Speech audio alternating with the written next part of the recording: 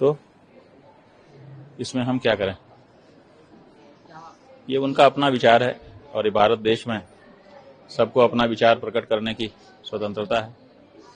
उनको जो उचित लगता होगा वो कह रहे होंगे। सेकुलर शब्द जो बार-बार है कि हम सेकुलर हैं। तो बात यह है कि ये सेकुलर शब्द जो है संविधान में मूल रूप से तो था नहीं, ये तो बाद में जोड़ दिया गया है।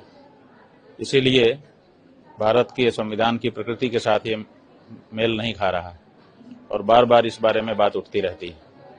और सच बात यह है कि कहते हैं धर्मनिरपेक्ष जो शब्द है ये शब्द बनता भी नहीं है। धर्म का मतलब होता है उचित अनुचित का विचार करना, यही धर्म है। उचित को अपना लेना और अनुचित को तिरस्कृत कर देना। तो धर्मनिरपेक्ष हो जाएगा मतलब हमको ना तो उचित से मतलब है ना तो अनुचित से मतलब है। ऐसा थोड़े हो सकता है किसी का जीवन में तो उचित अनुचित का विचार करके उचित को अपनाना पड़ेगा और अनुचित को हटाना पड़ेगा, यही नियम है। तो इसलिए ये शब्द भी उचित नहीं है। हम समझते हैं कि उनकी मांग पर विचार किया जाना चाहिए।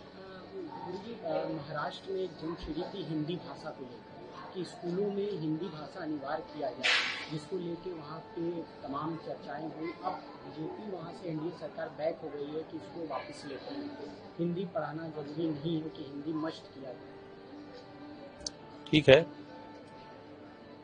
सबसे पहले तो उनको वहां से जो हिंदी फिल्म इंडस्ट्री है जिसके कारण मुंबई आज मुंबई है उसको हटाना पड़ेगा, क्योंकि आप स्कूलों में नहीं पढ़ाओगे लेकिन हिंदी मूवी जो है फिल्म वो पूरे विश्व में जाती है। और हम लोगों ने सोशल मीडिया में देखा है कि दूसरे देशों में जब कोई व्यक्ति यात्रा करने के लिए जाता है लोग आकर के भी बताते हैं तो वहां के लोग कुछ हिंदी जानते रहते हैं। वो कहते हैं आप कैसे जानते हो? वो कहते हैं हम हिंदी मूवी देखते हैं।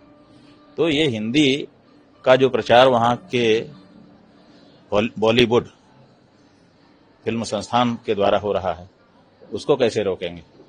वो तो वहीं से हो रहा है। हिंदी बेल्ट से उतना हिंदी का प्रचार नहीं हुआ है जितना महाराष्ट्र के फिल्म जगत से हिंदी का प्रचार हुआ है, उसको कैसे रोकेंगे?